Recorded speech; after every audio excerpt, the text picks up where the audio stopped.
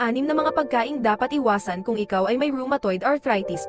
Una, pulang karne. Ang pulang karne ay naglalaman ng mataas na antas ng saturated fat, na maaaring magdulot ng pamamaga, at naglalaman din ito ng mga omega-6 na fatty acid, na maaaring makadagdag sa pamamaga. Ikalawa, asukal at pinong flour. Maaaring tumaas ang antas ng iyong asukal sa dugo kung kakain ka ng mga pagkaing tulad ng matamis na merienda at soft drinks, puting harina na tinapay at pasta, at puting kanin. Ikatlo, mga pritong pagkain. Ang pag-iwas sa mga pritong pagkain ay maaaring mabawasan sa antas ng pamamaga.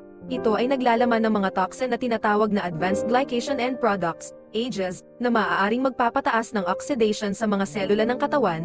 Ikaapat, gluten. Gluten, isang protina na matatagpuan sa mga butil gaya ng trigo, rye, at barley, at maaaring mag-ambag sa pamamaga, gaya ng celiac disease o rheumatoid arthritis. Ikalima, alak. Ang sobrang pag-inom ng alak ay maaaring magdulot ng pagtaas sa mga antas ng C-reactive protein